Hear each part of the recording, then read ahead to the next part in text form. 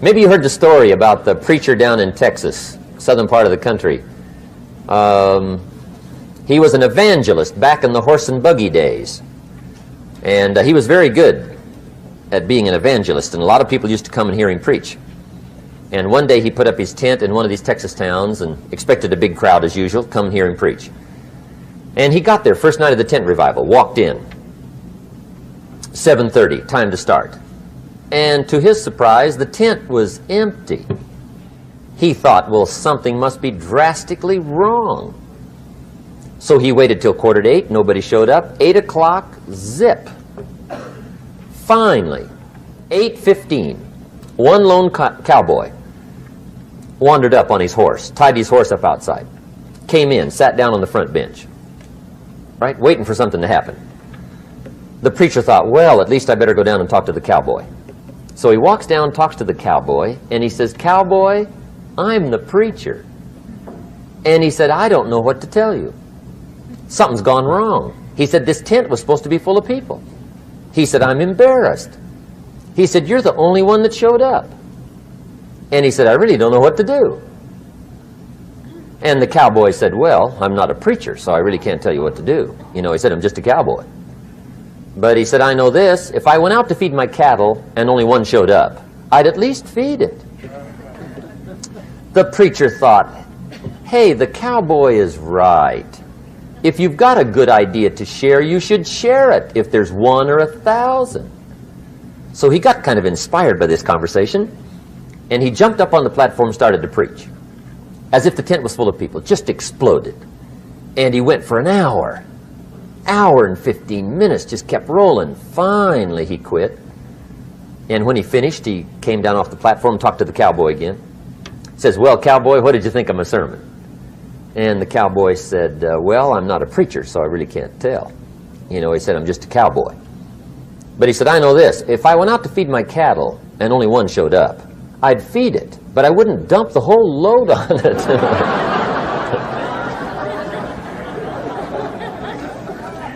So anyway, if it seems like we're dumping the whole load tonight, I guess we are. But gosh, everybody's doing well. I'm having a good time. I appreciate the response here tonight. Okay, the next subject is setting goals. Let me show you what turned my life every way but loose. Mr. Schoaf dropped this idea on me, changed me completely. Setting goals. Here's what can easily happen if you don't set goals. It's easy to let life deteriorate into making a living instead of designing a life. And we all have a choice: make a living or design a life. It's easy to get trapped by economic necessity and settle for existence rather than substance. That's easy. But the best advice I can give you on how to break out of that trap is to learn how to set goals. Mr. Schoaf put it to me this way. He said, "Jim, if you had enough reasons, you could do the most incredible things." I never forgot how he put that. If you have enough reasons. See, reasons will change your whole life. Mr. Schoaf said to me, he said, "Mr. ROHN, I think you've got plenty of intelligence, you've got plenty of talent, you've got plenty of ability. Probably what you lack is plenty of reasons." He said, "I don't think your current bank balance is a true indication of your level of intelligence." I was happy to hear that. He said, "I think you're much smarter than your present bank balance indicates." And that turned out to be true. I was much smarter. But of course my first question was, well then why isn't it bigger? And he said, "You don't have enough reasons. You've got enough intelligence, but not enough reasons." So see, reasons can change your life. Here's what else I found out. Reasons come first, answers come second. You don't get the answers to do well till you get the reasons. Life has a mysterious way of hanging on to all the answers and only gives them up to the people that are inspired by reasons. So reasons make the difference in how your life works out.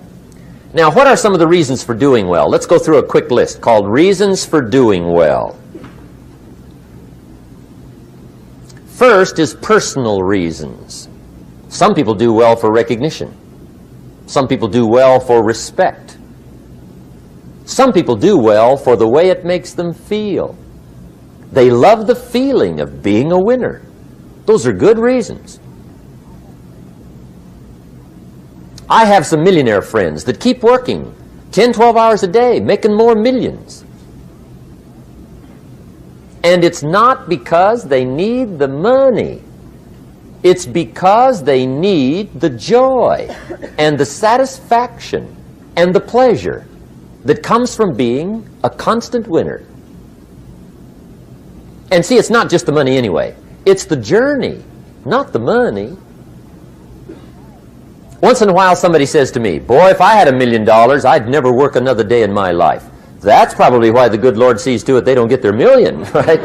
They'd quit. They'd quit. Okay. Next is family reasons. Some people do extremely well for other people, and that's powerful. Human beings can greatly affect each other. Sometimes we will do things for somebody else we will not do for ourselves. We're made that way. I met a man one time who said, Mr. Rohn, to do all the things I want to do with my family around the world, he said, I got to have at least $250,000 a year. I thought, incredible. Could a guy's family affect him that much? And the answer is, of course. How fortunate are the people that find themselves greatly affected by somebody for personal achievement. And we are affected. The writer of a recent song said, if not for you, the winter would hold no spring, couldn't hear a robin sing. I just wouldn't have a clue if not for you. So we can be affected. That might be one of the most stimulating reasons to do well, finding somebody. When Andrew Carnegie died, the wee little Scotsman that built the big steel industry, when he died, they opened up his desk, and in one of the desk drawers, they found a slip of paper. On that piece of paper, Mr. Carnegie had written his goal for his life, and he wrote it when he was in his 20s. And on that piece of paper, it said, I'm going to spend the first half of my life accumulating money. I'm going to spend the last half of my life giving it all away. What a goal. He got so inspired by that goal that the first half of his life, he accumulated $450 million. And the last half of his life, he gave it all away. Good question tonight. What's got you turned on? What's got you bombed out of sight to get up early and stay up late and hit it all day? Next question. What's got you turned off? When I found the answers to those two questions, my life exploded into change. I finally found out what had me turned off, and I got that cured. And then I got me a long enough list of reasons to turn me on. And once the lights went on for me, age 25, they've never gone out. I've fallen out of the sky a few times, but I've never lost that drive to make something unique out of my life. See, reasons altered my whole life. Now, there's another list of reasons called nitty-gritty. Hard little reasons. Sometimes those little reasons are the most powerful reasons that can change your life. Sometimes it doesn't take much. I now carry several $100s in my money clip. It's only a few $100s, but it was one of those reasons turned my life around. Just before I met Mr. Schoaf, I heard a knock at the door. I go to the door, and there's a little girl standing there about this tall selling Girl Scout cookies. And she gave me one of the finest sales presentations I've ever heard. Special deal, several flavors, this whole package of stuff. $2. And with a big smile, she very politely asked me to buy.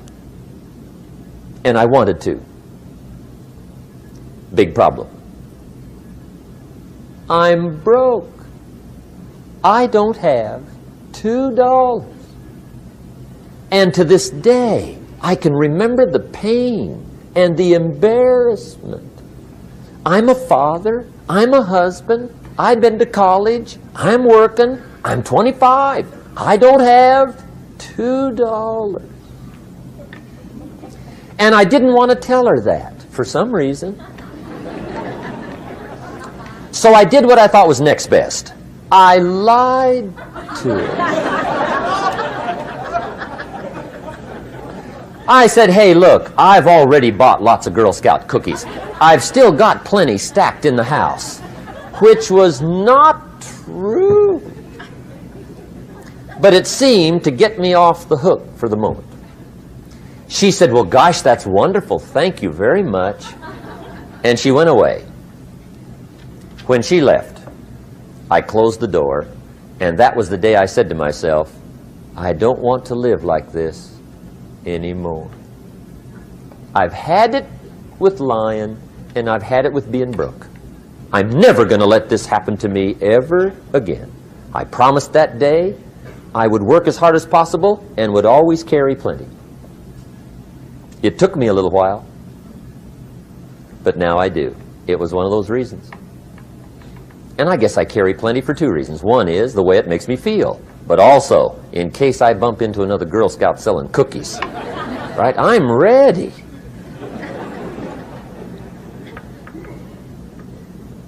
I walked out of the Bank of America one time up in Saratoga, California, where I used to live. Two little girls selling candy right outside the bank. Good place. Some girls' organization they're working for, right? I come walking out of the bank. This first little girl walks up to me. She said, mister, would you like to buy some candy? I said, I probably would. What kind is it? She said, it's almond roca. I said, my gosh, that's my favorite. She said, wonderful. I said, how much is it? She said, it's just $2. I thought, incredible. I said, how many boxes of that candy have you got? She said, 5. And her little friend was standing there. She was selling candy too. I said, how many boxes have you got? She said, I've got 4. I said, that's 9. I'll take them all. They said, really? I said, yeah, it's my favorite. I've got some friends. I'll pass them around. They got so excited, put all this candy together. I reached in my pocket, gave them the $18. When I've got the candy and they've got the money, that first little girl looks up at me. She says, mister, you are really something. How about that? Can you imagine only spending $18 and have somebody look at you in the face and say, you are really something? Now you know why I carry heavy, right? I'm not going to miss anymore. It was just one of those reasons. Helped to change my life. One of my nitty-gritty reasons was budget finance. Budget finance used to grind my soul. Way back in those early days, I had fallen for one of those consolidation loans, where you take all your little hard-to-pay bills, put them into one big impossible-to-pay bill, right?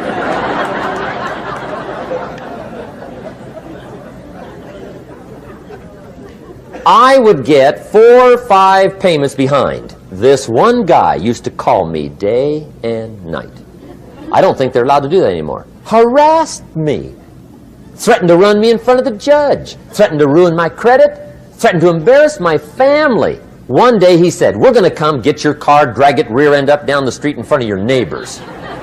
The guy even called me a flake. And back in those days, I'm broke, I'm pitiful, there's nothing I can do about it. But I never forgot how the guy treated me. And when I met Mr. Schoaf, and I got my life straightened out, and the money started to flow, that was one of my first projects, budget finance. I poured it on day and night. I finally put all the money together I owed him, which was considerable. I picked a day for the payoff. And when the payoff day came, I put the money in small bills in a big briefcase. And I walked into the budget finance office on Wilshire Boulevard in Los Angeles. The guy who harassed me so often, his desk was about 3 back. I walked right up to his desk, startled him. He wondered what I was doing there. It was the first time I'd been there since I borrowed the money, right? Without saying a word, I opened up this briefcase, dumped this pile of money all over his desk. I said, count it. It's all there. I will never be back. And I turned around and stormed out. Now, that might not be noble, but if you haven't tried it, you've got to one time.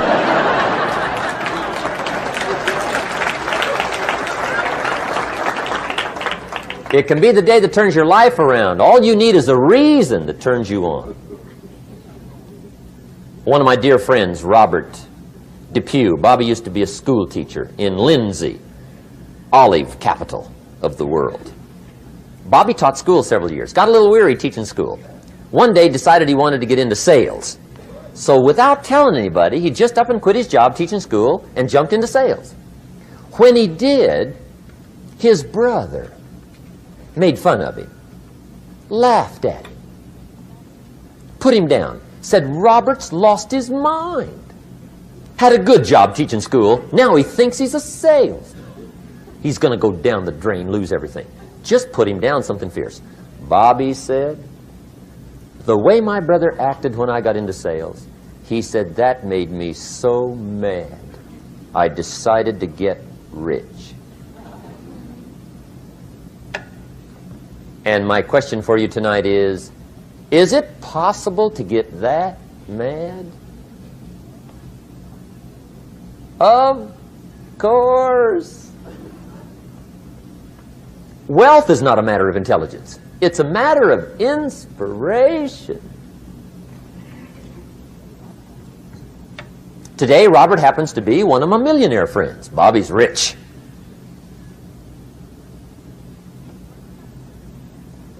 Frank Sinatra said one time, the best revenge is massive success.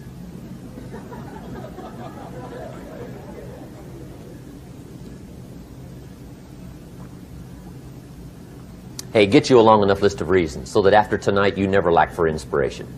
You might not have all the answers right away, but you can get the answers if you can get the reasons. Now let me give you a little simple formula for goal setting. Okay?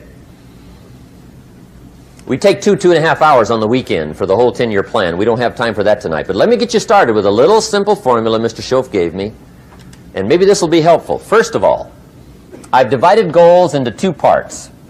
First is long range.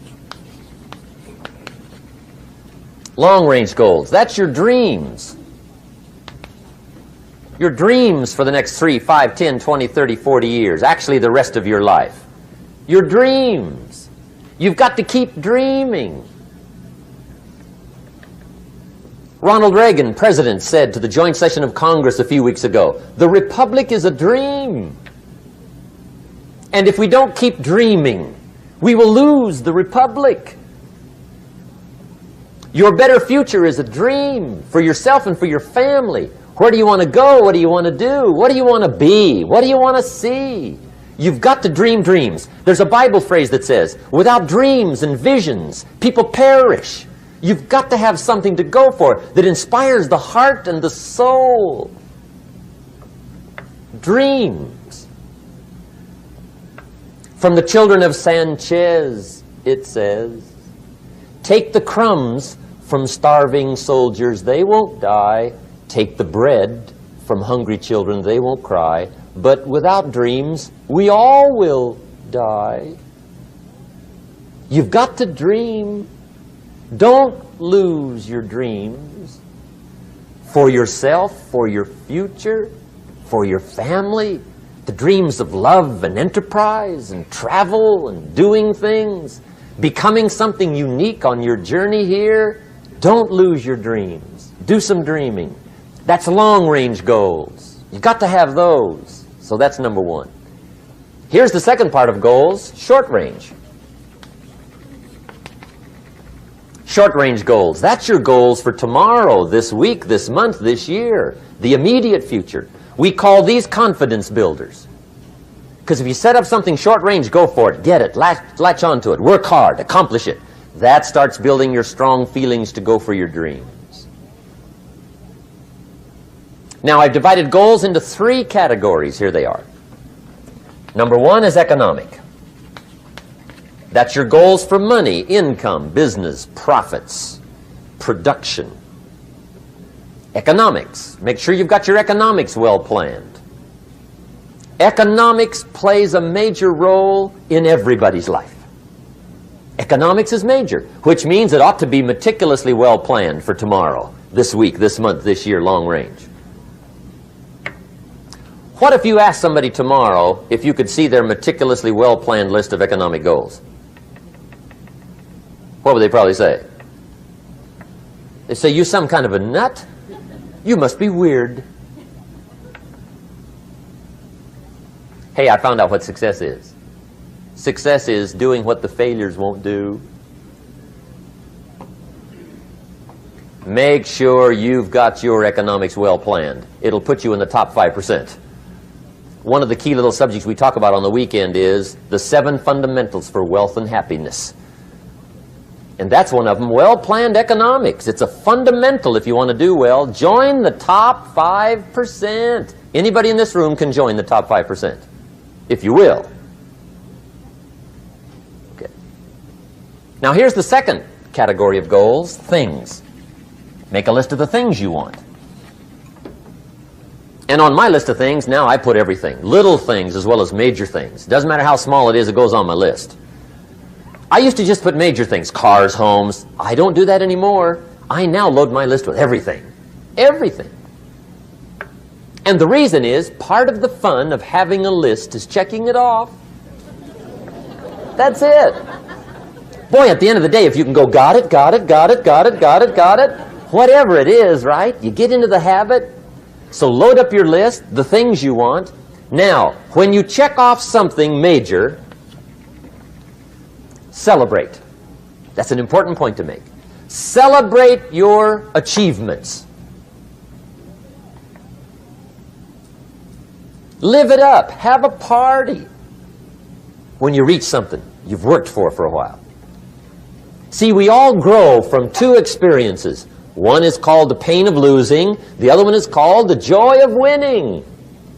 We need both of them. Amplify them as much as you can, which also means make losing painful. If you set up something, fooled around, didn't get it, put it on yourself. On the other side, if you did get it, congratulate yourself. Self-congratulations is a sign of maturity. Seeking congratulations is a sign of immaturity. But hey, winning and losing, see, that's what it's all about. That's the name of the game. Now, some people lead such mediocre lives, at the end of the day, they don't know whether they're winning or losing. They got no clue. Guy's just going through the day with his fingers crossed. There's a better way. Okay, here's the third category of goals, personal development. Put those goals together. Personal development goals. That's your goals to be stronger, more decisive, be a speaker, be a leader, learn a language, all kinds of skills. Okay? The whole weekend seminar was designed to improve all your skills so that you walk away more skillful. And that's what you want, the personal development skills. That's what attracts, that's what brings good things to your life, the person you become more skillful. Now, this is quite a package to work on. Economics, things, personal development. For tomorrow, this week, this month, this year, long range. Okay? That'll get you started. Now here's the simple formula for setting goals. It goes like this. A, work on your goals. That's step one. Work on them. And I put the word work there deliberately. Setting goals is plain hard work. I don't want to kid you. We haven't come here tonight to kid each other. It's work. I know it's work. That's why a lot of people just let it slide. It's work. Many people work hard on their job, but they don't work hard on their future. They just let that slide. And the work involved is making plans. I know most people don't. I understand that. But don't let that be you. Guy says, well, yeah, you work where I work, but the time you struggle home, it's late. You've got to eat a bite of supper, watch a little TV, get to bed. You can't sit up half the night. Plan, plan, plan. And the guy's behind. Good worker, hard worker, sincere. But you've got to be better than sincere, working hard. You've got to be better than a good worker. You've got to be a good planner. Somebody once wisely said, the people who fail to plan are planning to fail. Well said. So work on your goals. Here's step 2. Write your goals down. That's so important. I teach my staff around the world, put your goals in your journal. Because one of the major people you want to study is yourself. Say, here's the list of goals I put together 3 weeks ago. Here's the list of goals I put together 2 years ago. Here's some of the changes I made, rearrangement of my priorities. I scratched these off, I put these on, I've gotten these. Study your accomplishments, study what your desires are. Put them on paper, write them down. Here's another reason for writing your goals down. It shows you're serious about doing better. And to do better, you gotta get serious. You don't have to be grim, but you must be serious. Everybody hopes things will get better. Everybody hopes. Poor people hope. That ought to tell you something. It means the future does not get better by hope. It gets better by plan.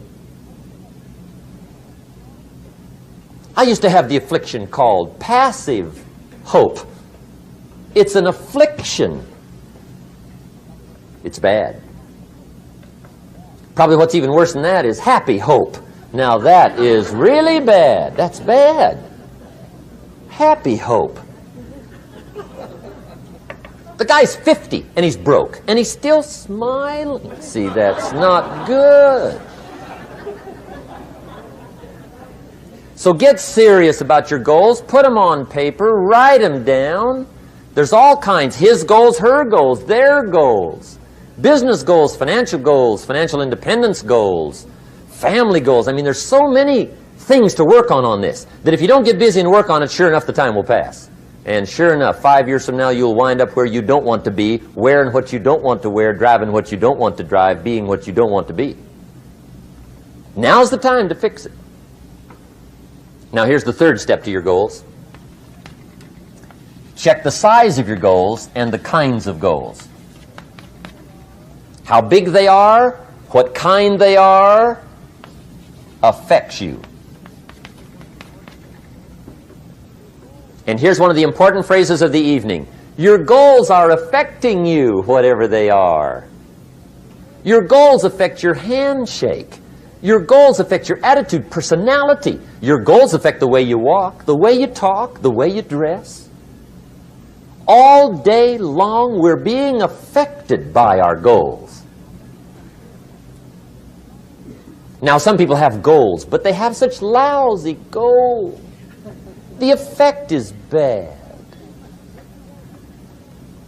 I asked a guy one time, what are your goals for this month? The guy said, look, if I could just scrape up enough money to pay these lousy bills. That was his goal.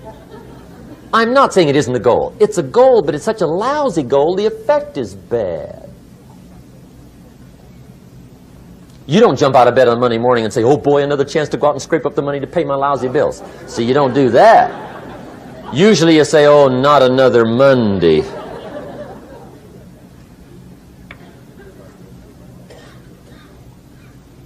And some people have so given up on life, they have joined the thank God it's Friday club. How sad. Surely those are the same people, when life is over for them, will say, thank God it's over. Let me give you a Bible philosophy that teaches how to get whatever you want. That's the title of the next set of notes. How to get whatever you want. From the Bible. Now again, I'm an amateur when it comes to the Bible. I'm not a pro. But this I can quote, and I think that'll be sufficient. How to get whatever you want. Here's what it says if you're ready. It says, ask.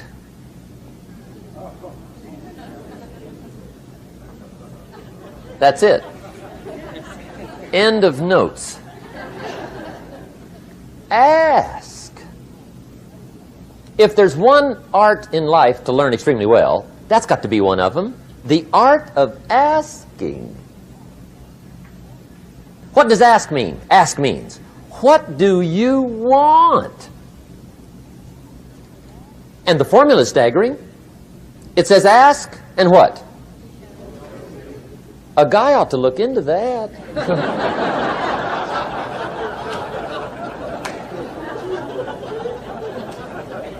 He says, yeah, but you work where I work. By the time you struggle home, it's late.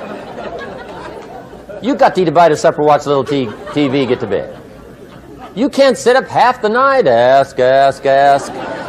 And the guys behind. See, you've got to be better than a good worker. You've got to be a good asker. Now, let me give you 3 key points on asking and receiving. This can do it.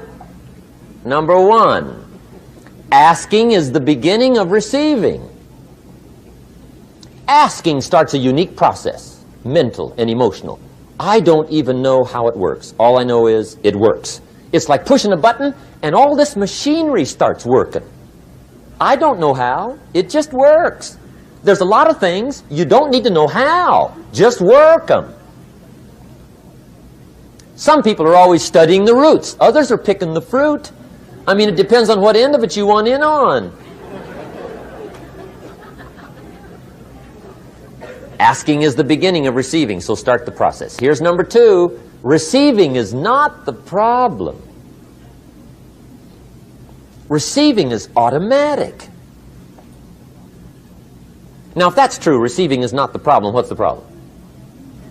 Failure to ask might be one of your major problems. I don't know. Check it out. The guy says, oh, now I see it. I got up last year and hit it every day, but there's not a scrap of paper with my goals on it. Good worker, poor asker. So you got to change that. Here's number 3. Receiving is like the ocean. There's plenty, especially in California. It's like an ocean here.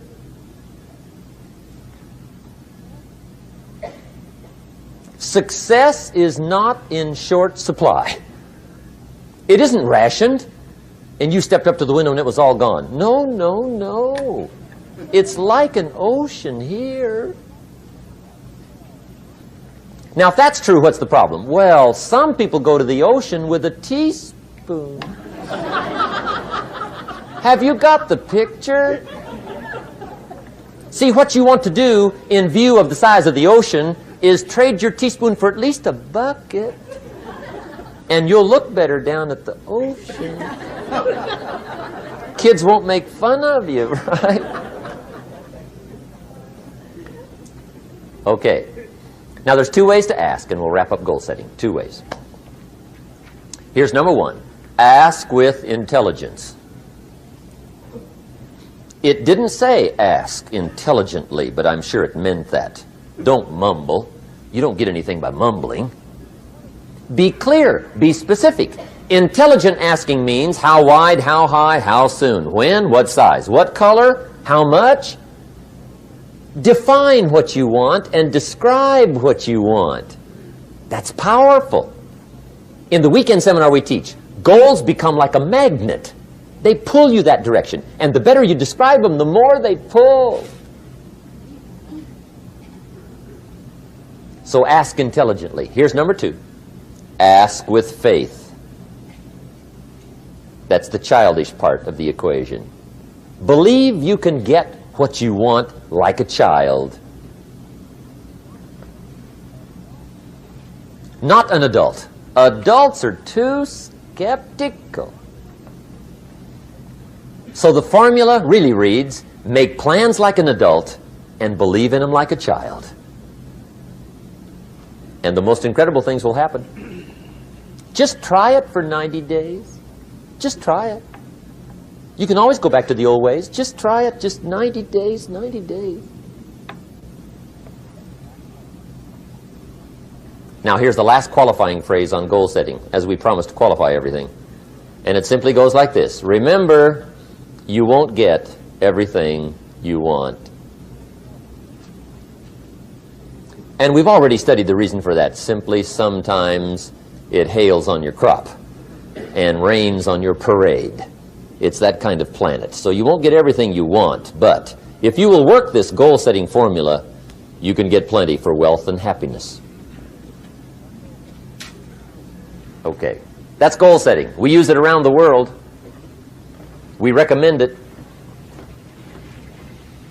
Now, maybe it won't work as well for you as it has for me. I don't know. Maybe not. But what if it did? You got to try. Okay. Here's the last subject, the day that turns your life around. Let me just quickly give you a list of 4 emotions that can change your life in one day. Emotions are powerful. Sometimes it doesn't take much to alter your whole life direction.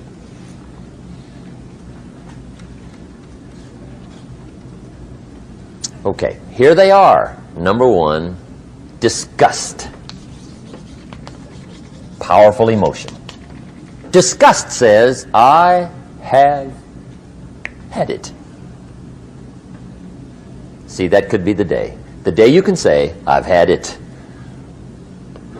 And whether you've had it with something small or something major, the day you can say, I've had it, may not be the day it ends, but the day it begins.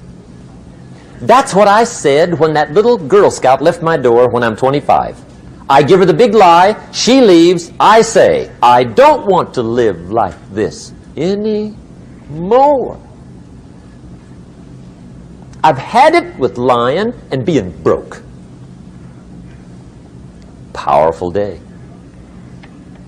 The man's finally had it with mediocrity. He's had it with being a loser.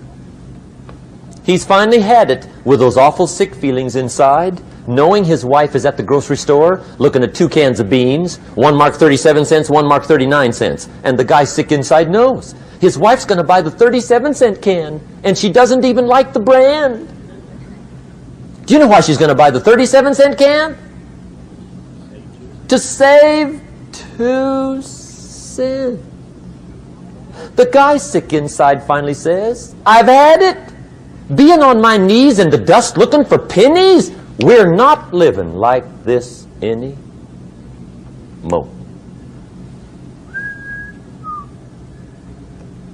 Could be the day that turns your life around. The day you can say, I've had it. He walks into his closet and rips everything in it to shreds and says, I've worn this embarrassing stuff for the last time. And not only will I never wear it again, no one else will ever wear it again. Commit an act that says, I've had it. Powerful. Here's the next one. Decision. And decision-making is powerful. And it's emotional. That's those knots in the pit of your stomach, right? Waking up in the middle of the night in a cold sweat, trying to decide. We sometimes call it inner civil war. What shall I do? Well, for progress, you must decide. The best advice I can give you came from a wealthy friend of mine who said, if it's easy, do it easy. If it's hard, do it hard. Just get it done.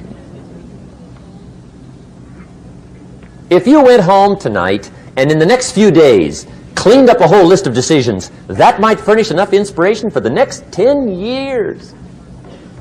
I found this out many times after you've decided. Getting on with it is easier than deciding. Sometimes decision is the toughest part.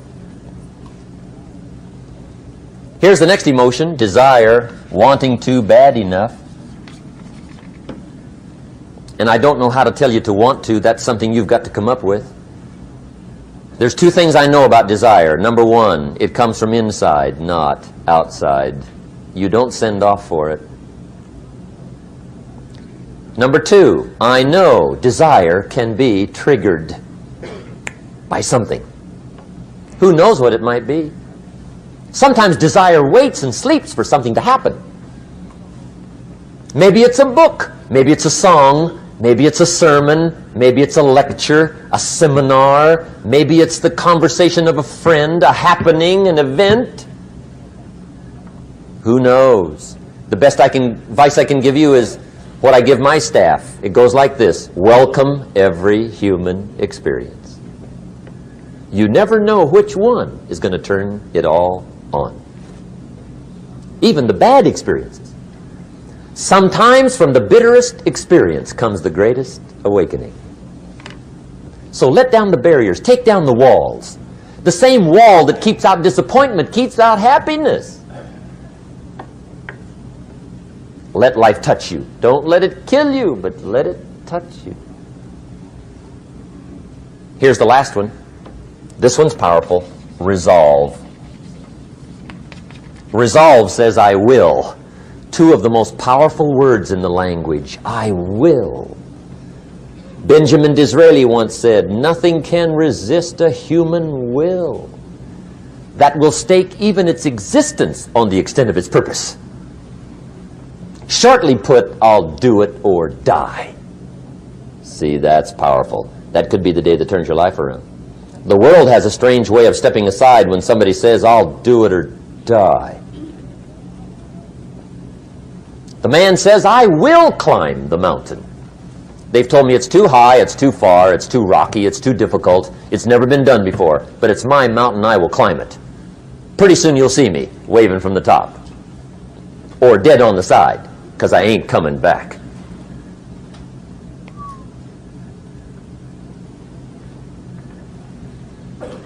The best definition I ever got from the word resolve came from a little junior high girl in Foster City, California, up north. I'm talking to the junior high kids one day.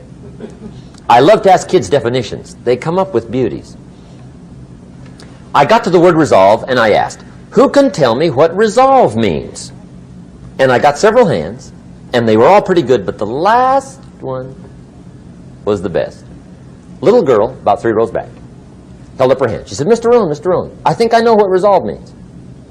I said, darling, what do you think it means? She said, I think it means promising yourself you will never give up. I said, that's it.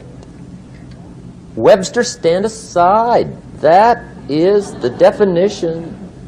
Promise yourself you will never give up. I asked the kids, how long should a baby try to learn how to walk?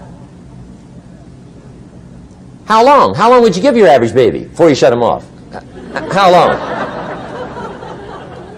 See, any mother in the world would say, you're crazy. My baby's going to keep trying until it learns how to walk. What a magic formula.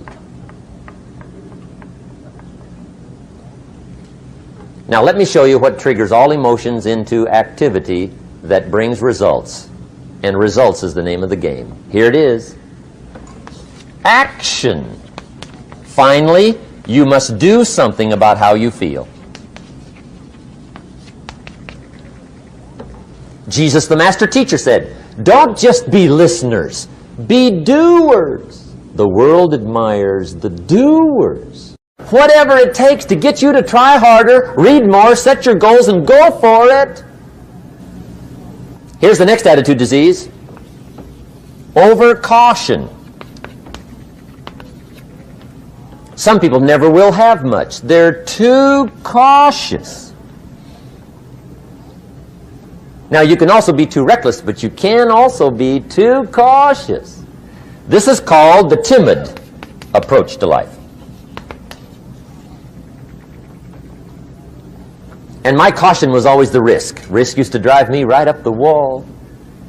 I used to say, what if this happens? It's called the language of the poor. What if this happens? And on top of that, if this was to happen, look at the fix I'd be in. I better not try.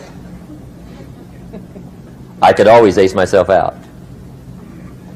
Then I'll tell you what changed my whole life when I finally discovered it's all risky. The minute you were born, it got risky. If you think trying is risky, wait till they hand you the bill for not trying. If you think investing is risky, wait till you get the tab for not investing. See, it's all risky. Getting married is risky. Having children is risky. Going into business is risky. Investing your money is risky. It's all risky. I'll tell you how risky life is. You're not going to get out alive. That's risky. The Englishman says, well, if that's the way it's going to work out, let's give it a go. Right, that's what it's for. Give it a go. Somebody says, yeah, but I'm looking for safety and security. Fine, then huddle in a corner. We'll cover you with a sheet, bring you 3 meals a day. And we'll protect you, feed you, look after you, care for you. We won't let anything happen to you. And you'll probably live to be 100. The guy said, well, yeah, I'd live to be 100. But what a way to live. Right. What a way to live, safe and secure. Don't ask for security. Ask for adventure. Better to live 30 years full of adventure than 100 years safe in the corner. And see, it's not important how long you live. What's important is how you live. Here's the next attitude disease. We're almost through with this motley list. In fact, we're almost through. Hang on. The next one is pessimism.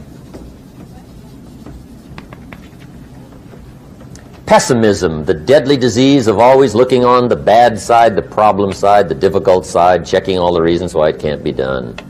The poor pessimist leads an ugly life. He doesn't try to figure out what's right. He tries to figure out what's wrong. He doesn't look for virtue. He looks for faults. And when he finds them, he's delighted. How ugly. This is the poor guy who looks through the window, doesn't see the sunset. He sees the specks on the window.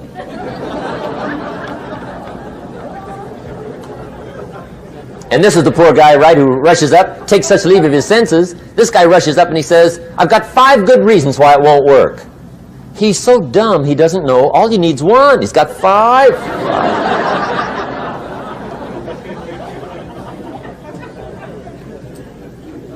To the pessimist, the glass is always half empty. To the optimist, the glass is half full. Why would the same measure affect people 2 different ways? Answer, it all depends on how you look at it. Our lives are mostly affected by the way we think things are, not the way they are. The way we think they are affects us most. There's a subject we don't have time to get into tonight called better thinking habits. One of the major things Shove taught me when I met him, he said, poor thinking habits keeps most people poor. Not poor working habits. Most people work hard, but they don't think hard. And Shove taught me that the mind is like a factory, a mental factory. And whatever you think about all day long pours ingredients into this mental factory. And that's what builds the economic, social, financial fabric of your life. He quoted me a Bible phrase that says, As you think, so you become. How awesome. When he talked about poor thinking habits, he had me. I used to start the day reading the morning newspaper. I mean, you can believe that or not. I'd get a cup of coffee and read the paper. I'd load up on wars and riots and murders and stabbings and killings and bank robberies and muggings and car wrecks and tragedies. I'd even read the back pages. I seem to like that stuff for some weird reason. I'd load up on all that, and then I'd start the day. You can imagine the kind of days I used to have. You walk around on your financial knees. They call you economic peewee.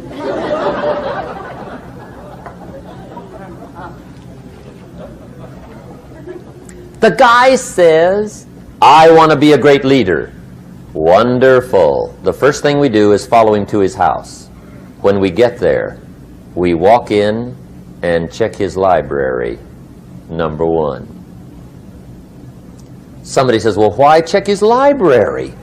The reason is because what a man reads pours massive ingredients into his mental factory, and the fabric of his life is built from those ingredients. You would not believe what some people have got in their house to read. You would not believe. One of the best dressed up words I know for a lot of it is trash. Can you imagine dumping a barrel of trash into this mental factory every day and coming out with a rich, dynamic, positive life? It can't be done. You might as well try making a cake with cement. The kids back in Danbury, Connecticut, high school, they're asking me questions one day. I'm talking to the kids. Kids got good questions these days. One of them said to me, Mr. Rohn, how do you build the good life? I said, it's simple. It's not easy, but it's simple. Here's how you build anything. Select the right ingredients, keep out the wrong ingredients, and it starts with thought. Everything starts with thought. So you must be wise and careful what you think about, because that starts everything. You got to be wise and careful. I asked the kids, what would happen if somebody dropped sugar in my coffee?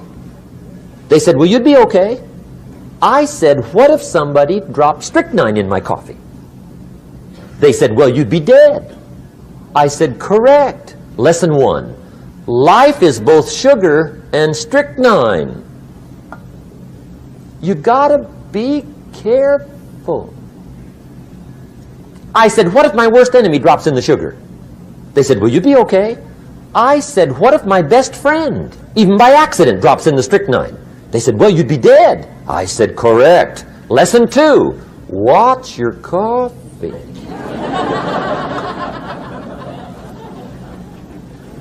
You got to be careful. See, it doesn't matter who hands you the bad stuff.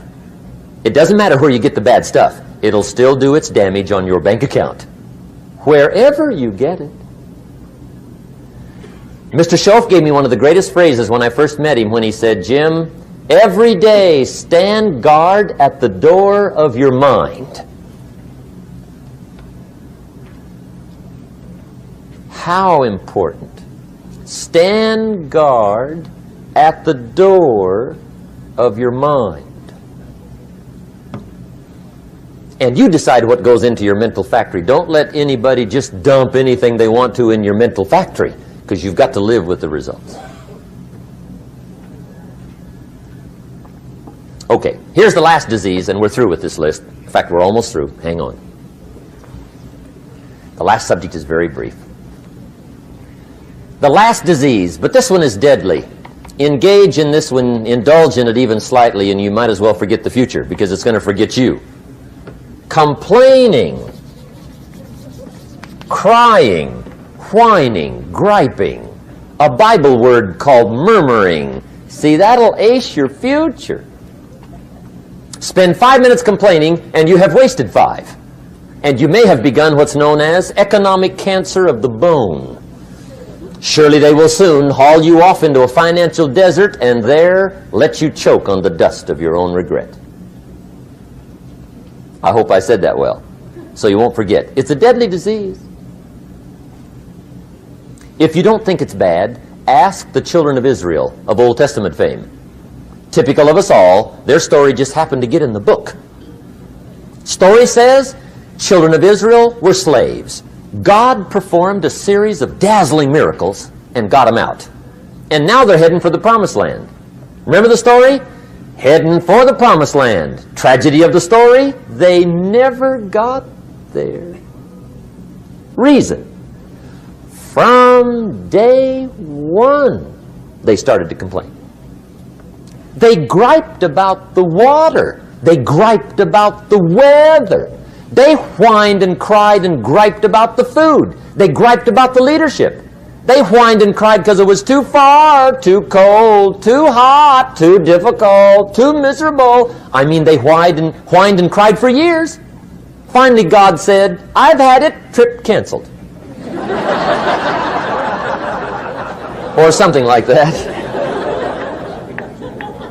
The story says they died in the desert, never got to the promised land. Which I think means two things. Indulge in this long enough, you get your future canceled. And I guess it also means even God himself can only take so much.